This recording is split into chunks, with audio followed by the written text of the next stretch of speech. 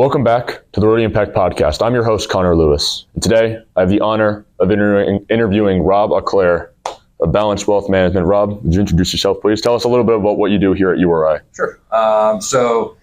Here at URI, I'm just trying to help with NIL financial literacy. So a lot of times, whether you have an NIL deal or you're making money through a job, I know a lot of the people on the swim team, they're lifeguards and they make money, and a lot of times we can help them with that. So really what we're trying to do is motivate. So being able to show you what you can do now. And I always tell the story just very quickly, how my dad's impact really was to tell people about what they actually can do now versus waiting 4 or 5 years.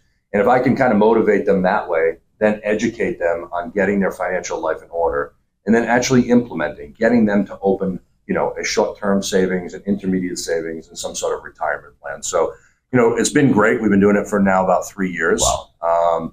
And it's been pretty successful. So we just want to make people more aware that it's here. Yeah. My pure reason to do this is, I have a full-time job, but I really like working with younger people. It was kind of the work of my dad when he was, a professor, and he wanted to impact kids, not only in the classroom, but to say, if you do this now, I can help you save pain later. Yeah. So can you just tell us a little bit about the origins of Balanced Wealth Management overall? Just where it comes from, your relationship with it. I know you tell the story you didn't make a profit till a long time in. 15 years. 15 years. So can you just tell us the story, honestly? I think it's a great story. Yeah, sure. So, I didn't even start my company. I worked for a company called Northwestern Mutual, which was an insurance company. Before that, I had 1 year of accounting.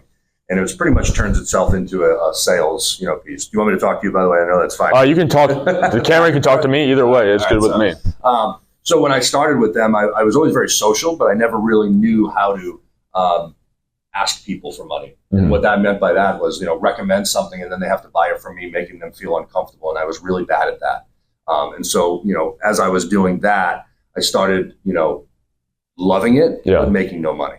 And so I always tell people this one story. It was my first day and I made phone calls because we had a cold call and I thought it was going to be terrible. Yeah. But I got 12 appointments the next day in New York City. Wow. And so all 12 of those people were scheduled from 8 a.m. to about 9 p.m.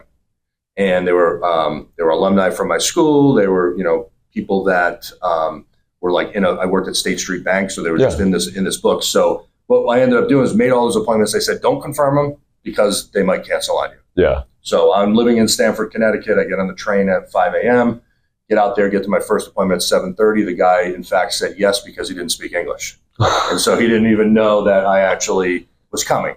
But I went through my spiel at that point, right? Yeah. And I was like, okay. So that didn't go well because he didn't understand it. I went through the whole day. I had these Aldos. I don't know if that company's still around for shoes. I don't think so. They make nice looking shoes, but they're cheap, right? Okay. So they were these wingtip shoes at the time. Okay. And they had this really, really thin leather. It wasn't even leather probably. And that they wore out. And, it was raining out. So my feet were soaked. I was too cool at 24 years old to wear a raincoat, to have an umbrella, so I'm kind of wet, but still not looking terrible. Yeah. I go to every appointment. I can still remember I was blown off for the next 8. Then I get to the 6 o'clock one. I still remember the guy's name, not his last name. His name is Patrick, and I'm almost chasing him down the hallway. I'm like, Patrick, we had a meeting. He's like, I can't. I got to go home. I got to go home. All right. Go to the next meeting.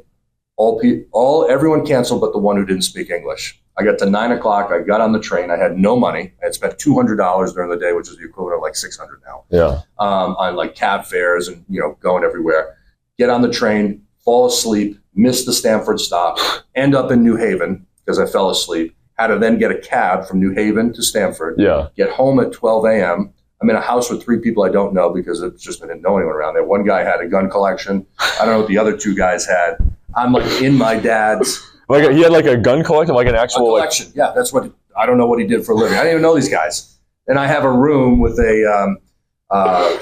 my dad's army sleeping bag, a TV by my head, and a closet of 5 suits, and that's it. And I remember getting in that night and being like, "There's no way this can get worse." Yeah. And so you're like the Connecticut Jordan Belfort, is what I'm hearing. Maybe, but I never had the success he had. And, I don't know. That was week 1, right? So that was pretty terrible. I'm like, it can't get worse than this. It was a struggle for a long time. And I think part of it was I didn't know how to ask. I wasn't a salesman, but I was very social. Yeah. And I was an educator. Right. So it took me a long time to do that. And I think that's kind of where I fall into this role is like, I've always educated possible clients. Mm-hmm. And it did turn around. about a decade ago. Right. And it got really good. But I mean, I suffered 3 kids making $20,000 a year doesn't cut it. I thought you were going to say you suffered because you had 3 kids, but it's not that. Yeah, okay. That part of that, but no, they're good. All right. Well, I appreciate you telling that story. I didn't know all the details of that. But there's even more, but it's pretty bad. Yeah. Well, to jump ship a little bit to NIL, what are your thoughts on NIL overall? Are you more positive? Are you negative? Are you against it? What are your thoughts? Yeah, so I think for me, NIL is a good thing. I just think things need to be cleaned up. Yeah. You know, like I talk to a lot of people, in the department here, and it's the uncertainty. Right. You don't know the rules to live within. And again, I'm just on an outside, and I can just see the nervousness of coaches. I can see the nervousness of administration. You just don't know what to do. Right. And not being a Power 5 school really leaves you on the outside. Mm-hmm. What I do think is there's a great opportunity here. What I do love here, and by the way, and this is probably not a great thing, but I'm a Providence College grad. I love Providence College. My wife went here. We always battled. Oh, okay. But I love it here now. And I remember 2 years ago being on campus and calling my wife on the phone while she was teaching her 2nd grade class. And I said, I'm where I should be. Yeah. And it was because of the way the students respond. Yeah. And it's because of the opportunities. And I think, what is really, really great about NIL is that at URI, I think you need to take an extra step. But in those extra steps, you learn more. You're not just handed this money. Right. Like you're not this, 50th guy on the football team at a Power 5 conference that's never going to play and you get $50,000. Right. That's great. Yeah. But you're going to learn these tools that are going to make you richer than that person. Right. You learn, we've worked with some people here. They've started camps. They've had to talk to, local coaches. Right. They had to open up accounts. They had to, incorporate themselves. Right. If you want, the resources are here, and that's what's great. It's like you're learning how to be a business person while you're here, and you're learning how to not be Rob Auclair with your 11 blow-offs, spending $400. You're getting that out of the way now. Yeah. And you're learning, and you've got people in a support system here, and that's really what I think. I tell that story every time. That's what I love about this. You're not given a gift, but you're given now an opportunity that you didn't have before. And they still get to be athletes too. They do it all at the same time. So you're learning more than probably a lot of other colleges, I would say. Yeah. I mean, just a guess, but I don't know for sure.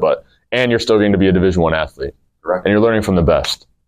They're coaches. Oh, okay. That too. Yeah, of course. Yeah. Well, as far as, do you envision any pitfalls in the future of NIL, or do you think that it's just going to kind of be smooth sailing? It's just going to go up from here?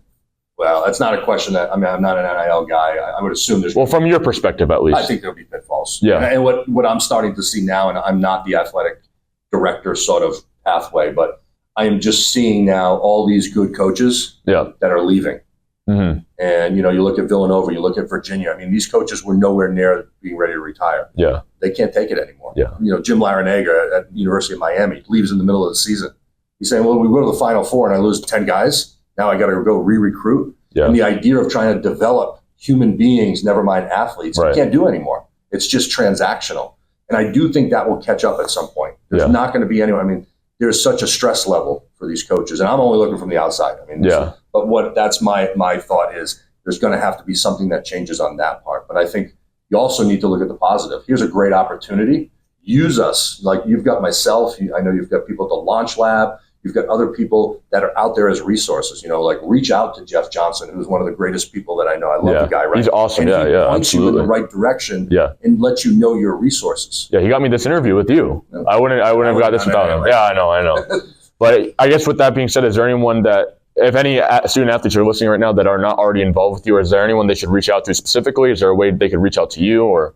They certainly can reach out to me, but I would say go to Jeff. Yeah. So Jeff is obviously a very close friend of mine. Jeff Johnson, just to be clear for anyone who Googles him or whatever. Associate athletic director. I know he's right there in offices with all the other athletic directors. But Jeff will put you in contact. They can contact you if there's any sort of way within this film. And you've got my information. Yeah, I'm always happy to do that. We meet here in the Launch Lab. I try to make it Fridays where I'm here all morning long when possible. Yep. I know we're meeting with different sports teams on other days when it can when we can get a bigger group together. Yeah. But just hear the story. I don't force anyone to do anything. Right. I talked about this with you, right, and other people. It's not about making the big bang right now. It's about making the habits inside here. That makes you richer in both ways. Right. And money's not everything, but it certainly can help. Yeah. And I got a lot of anxiety over money in my career because I didn't have a lot for over a decade and a half. Yeah. And it caused a lot of distress, how am I going to pay this? And just not feeling good about myself. Right. And so if I can help people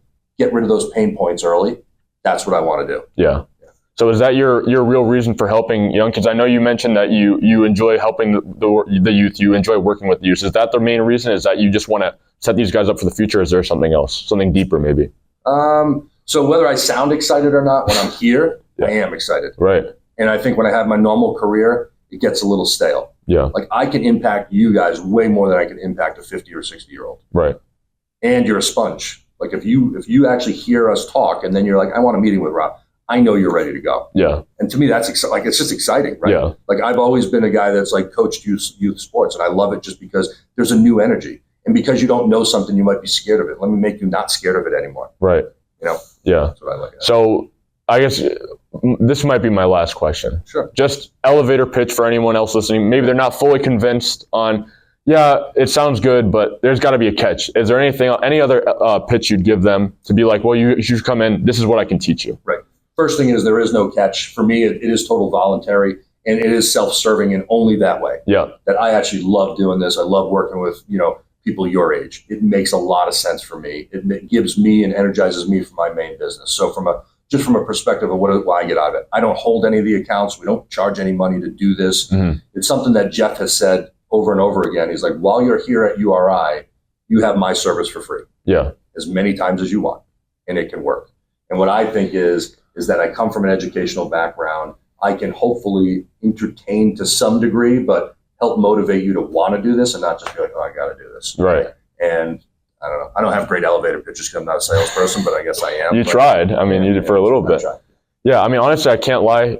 To me, I've only met with you twice, but it feels like I've gained 1,000 years of knowledge. Like seriously, like I went in to our first meeting not knowing very much about investing and like short-term planning, long-term planning, retirement, Roth IRAs. We just learned about that today. He just taught me all about that today. That was a really great experience learning all about that. So for people listening, this is a great opportunity. You do not want to miss out if you're a URI student. I think a lot of people worry about this. And as people get older, they kind of worry that maybe they missed the boat on just investing in their future and investing in right now. What would you tell those people that are kind of worried about that?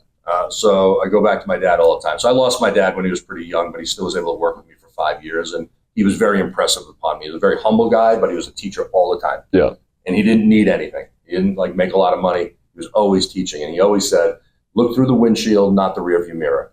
So whether you were 10 years old, 20 years old, 30 years old, 40 years old, screw what's back there. Yeah. Right? You got to look through and you're going to be like, all right, what can I do? I've seen people turn stuff around in their 50s from a situation that wasn't great. They just put their head down for like 7 or 8 years and they killed it. And their retirement was great. So can you imagine doing that at your age? Yeah. And doing that so you don't have to go crazy at that point in your life. Yeah. But you consistently do it. And I try to make it easy.